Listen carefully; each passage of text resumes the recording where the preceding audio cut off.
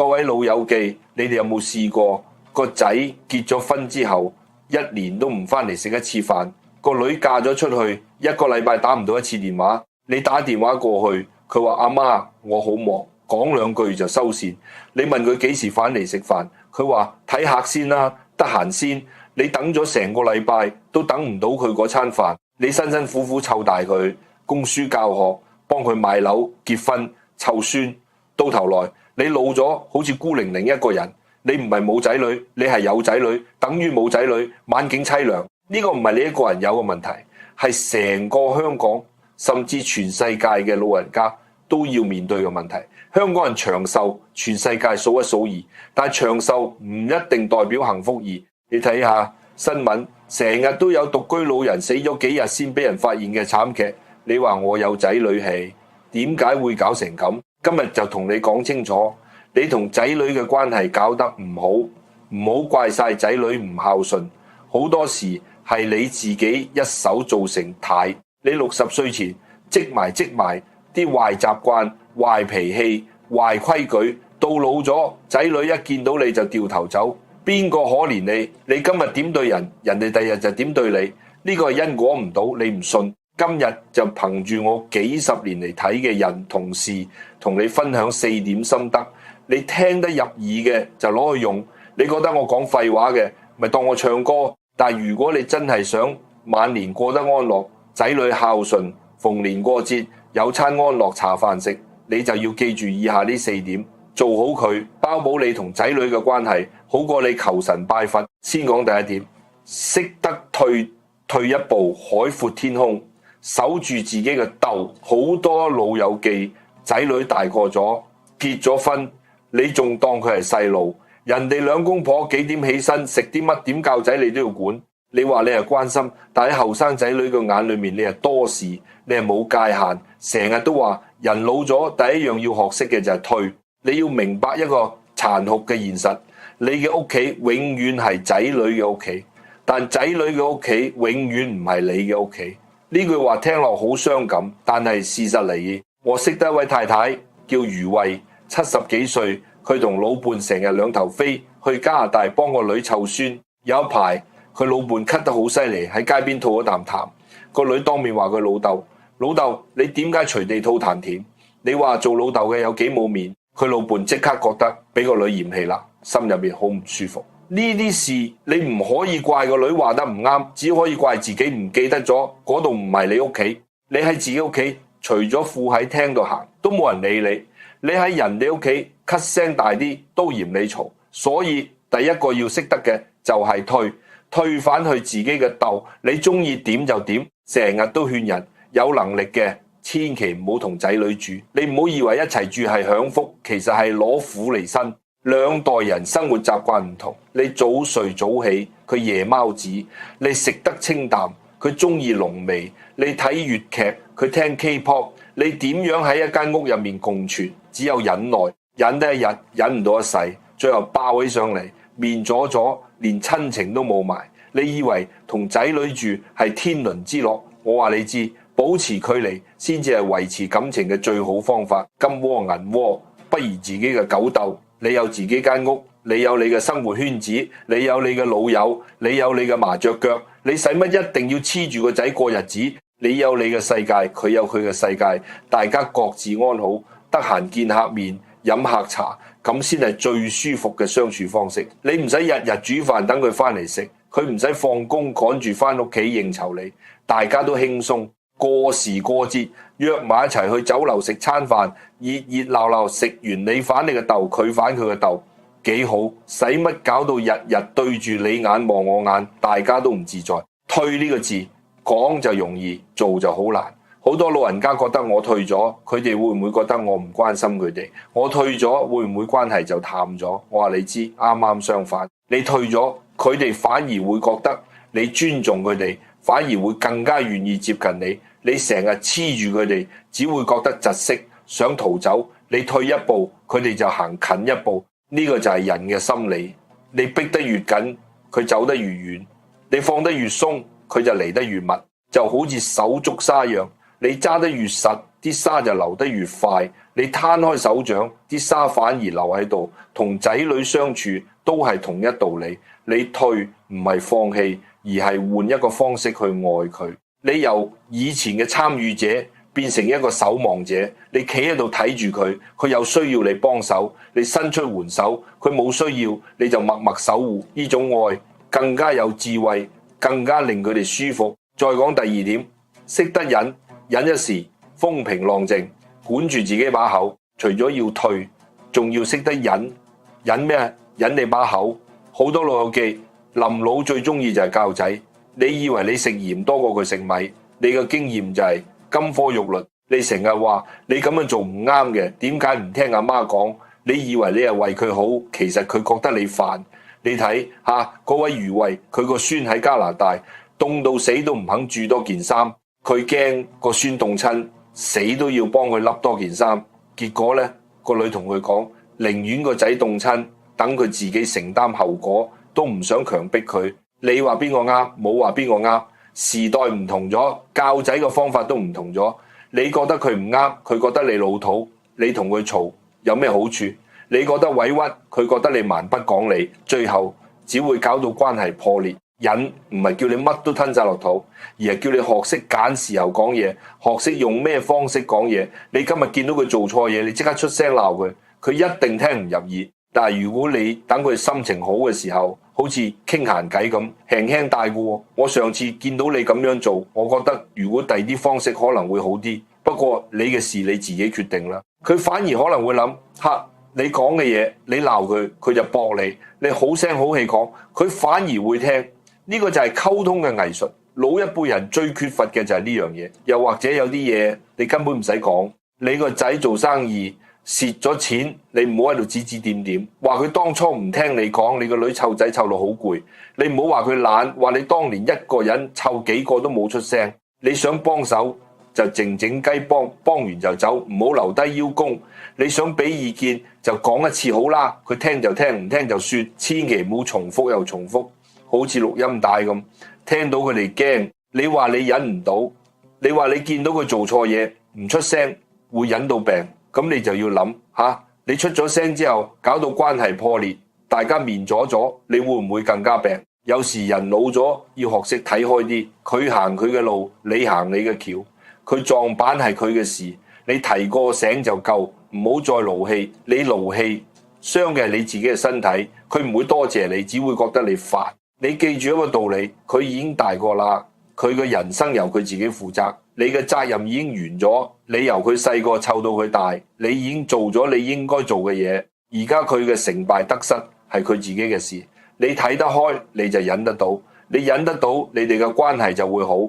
你忍唔到，你成日都出聲，佢就會越嚟越唔想見你。呢個係好現實嘅道理。你試下次你想出聲鬧佢嘅時候，你深呼吸3次，然後同自己講，佢大個啦，由得佢啦。你試1個月，我包保你同仔女嘅關係會有明顯改善，因為佢會覺得阿媽阿爸變咗唔再成日嘈閉，同佢相處舒服咗，佢自然會想翻嚟多啲。忍字頭上一把刀，但係呢把刀你忍得住，就係幫你自己，幫你成頭家。跟住第3點，識得自私，顧掂自己先，唔好再貼錢買難受。呢個係最現實，亦係最多老友記睇唔透嘅一點。你好似一支蠟燭咁，燃燒自己，照亮仔女。佢哋買樓，你俾首期；佢哋結婚，你出酒席；佢哋生仔，你幫手湊，仲要倒貼埋奶粉錢。你覺得咁樣就叫偉大？咁樣佢哋就一定會孝順你？我話你知，你咁樣做只會養大佢哋個胃，唔會養大佢哋個心。你對佢哋太好，好到佢哋覺得係老奉。你個仔會覺得阿媽有錢，梗係幫我俾首期啦。你個女會覺得阿爸有時間，梗係幫我湊孫啦。當你將一切奉獻晒出去，到你老嘅時候，你手頭冇錢，你體力唔夠，你要靠佢哋嘅時候，佢哋就會嫌你係負累。成日都話人到老年，最親嘅人唔係你個仔，唔係你個女，係你身邊個老伴，同埋你銀行戶口嗰幾個數字。你手頭上有錢，你就有尊嚴，你就有話事權。你唔使睇仔女面色做人，你中意點使就點使，你冇錢你就要問佢哋攞，問人攞錢氣都短一截。你話你點樣可以過得有尊嚴？香港地生活乜都講錢，第日你有個頭暈身啲，想請個私人看護，一個月幾萬蚊，你邊度嚟？你想住間好啲嘅老人院，有護士照顧，有物理治療，又係錢。你冇錢，靠仔女，佢哋自己供樓供到氣咳，點仲有能力照顧你？到時你只會成為一個皮球，俾人踢嚟踢去。有人話我嘅錢第日都係留俾仔女拿啦，早啲俾佢同遲啲俾佢有咩分別？我話你知，分別好大。你而家俾佢錢就係佢嘅，佢使唔使多謝你？唔使，因為已經入咗佢個袋。你將來俾佢，你仲在生嘅時候，呢筆錢係你嘅，你中意點使就點使，你仲有話事權。到你百年歸老，剩低嘅先俾佢，佢一樣得到。但你嘅晚年生活就過得有尊嚴好多。你仲要記住，人性係好現實嘅。你有錢，你個仔會對你客客氣氣，因為佢知道你手頭上有啲嘢。你冇錢，你試下佢會唔會咁好招呼？呢個唔係話你個仔唔孝順，而係人性本身就係咁。你手上有籌碼，人哋就對你客氣；你手上乜都冇，人哋就唔會當你係一回事。你唔好怪人性現實，你要怪就怪自己太天真，以為親情可以戰勝一切。所以第三點要你學識自私，呢個自私唔係叫你做一個涼薄嘅人，而係叫你顧掂自己先。你未使嘅錢，千祈唔好亂咁使晒出去，留翻嚟傍身。你幫仔女要適可而止，佢哋有能力就自己買樓，冇能力就租樓。你唔好為咗幫佢哋，連自己嘅棺材本都攞埋出嚟。你錫佢哋有好多種方法，但係無底線嘅付出，最後只會害咗你自己，同時縱壞咗佢哋。你試下一個做法，仔女問你借錢，你借一半，另一半叫佢自己諗辦法。仔女叫你幫手湊孫，你一星期湊3日，其他時間你要休息，你要去行山，你要去打牌。你咁樣做，你唔會失去佢哋嘅愛，反而會令佢哋更加珍惜你嘅付出，因為佢哋知道你嘅付出唔係老奉嘅，你係有選擇嘅，你係因為愛佢哋先至幫佢哋。你自私啲，為自己諗多啲，留返啲錢，第日你唔使靠佢哋，你仲可以間中請佢哋食餐好嘅，過時過節封飯封大利是俾啲孫，嗰種感覺係你問佢哋攞錢完全俾唔到嘅。你有錢佢哋仲會尊重你，當你係寶，你冇錢你試下，佢哋會當你係草。呢個就係現實，唔到你唔信。講到最尾第4點，識得的寄託，唔好將仔女當成你嘅全世界。最後一點，亦係最根本嘅一點，點解你會覺得晚年孤獨？點解你將所有注意力都放喺仔女身上？因為你冇自己嘅生活，你嘅世界只得佢哋，所以佢哋一對你唔好，你就覺得天要塌落嚟。成日都話人活到7老80，最緊要就係到一個寄託。你話你冇仔女唔得，咁你仲有冇朋友？仲有冇街坊？仲有冇自己嘅興趣？你嘅人生除咗湊仔、買牛、煮飯，仲有冇其他嘢？你睇下，而家好多新抱寧願自己湊仔都好過俾奶奶湊。點解？因為好多老人家將湊孫當成自己嘅人生使命，將啲孫當成自己嘅仔女咁湊。但係喺新抱眼入面，你係爭寵，你係越界，你咁樣做只會辛苦自己，又惹人嫌棄。我識得一個老人家70幾歲，佢老公走咗之後，佢成個人冇晒寄託，佢日日打10幾個電話俾個女，問佢食咗飯未，問佢幾時翻嚟，問佢點解唔打電話俾阿媽。個女開頭都仲會應酬嚇，後尾真係頂唔順，見到阿媽個電話就心驚膽跳。你話呢個阿媽愛唔愛個女？當然愛，但係呢種愛令人窒息。佢嘅問題係佢將所有嘅人生意義都寄託喺個女身上，個女承受唔到呢種壓力，唯有越走越遠。呢個故事係好多家庭嘅縮影，唔好再將所有注意力擺喺仔女同孫嘅身上。你應該去啲自己中意做嘅嘢，中意唱歌嘅去公園同班老友記唱粵曲，中意行山嘅約埋3、5知己去郊外呼吸新鮮空氣，中意打麻雀嘅開台。你甚至可以去學嘢，而家好多長者中心又開班學書法、學攝影、學用智能電話，樣樣都有。你有自己嘅生活，你有自己嘅朋友，你有自己嘅寄託，你就唔會再覺得寂寞。你唔會再覺得全世界都得你一個人。你唔好話自己年紀大學唔到新嘢，我見證過好多老人家80歲先開始學畫畫，學到90歲開畫展。你話佢叻唔叻？佢唔係叻，佢只係肯踏出第一步。你唔試點知自己得唔得？你話你冇朋友，你出去參加活動，自然就會認識到新朋友。你話你冇錢去旅行，香港咁多郊野公園，搭程巴士就去到，使幾多錢？你唔好再俾藉口自己你嘅人生，仲有好多可能性。當你唔再黐身，當你有自己嘅精彩生活，你嘅仔女反而會更加願意接近你。你試吓，你日日打幾個電話去問候個仔，同你打個電話同佢講：阿仔阿媽，聽日同朋友去旅行，唔使擔心我。你話邊個會令佢更開心？邊個會令佢更想見你？一定係後者。你要令到仔女覺得同你相處係一件開心嘅事，而唔係一種負擔。你唔好成日苦口苦面，成日講邊個對你唔好，邊個唔孝順。你要令自己成為一個有趣嘅人，一個有吸引力嘅人，咁樣佢哋自然會黐過嚟。你睇吓，隔離屋陳伯80幾歲，日日去公園捉棋，又參加咗個書法班，仲成日同班老友記去飲茶，不知幾開心。佢個仔一個禮拜翻嚟同佢食一次飯，兩父子不知幾好傾。你再睇樓上李太，終日留喺屋企，係咁打電話俾個女，問佢幾時翻嚟，點解唔翻嚟食飯，又話自己周身唔舒服。個女本來一個禮拜翻嚟2次，而家1個月都唔翻嚟1次。你話邊個醒啲，邊個聰明啲？答案好明顯啊！你自己要好好諗下，你嘅人生除咗仔女，仲有冇其他嘢？你同你老伴幾耐冇兩個人去飲茶？幾耐冇兩個人去行街？你同你嘅老朋友幾耐冇見過面？你嘅興趣幾耐冇掂過？你唔好等到行唔到先嚟後悔。你而家行得走得，就應該好好享受你嘅人生。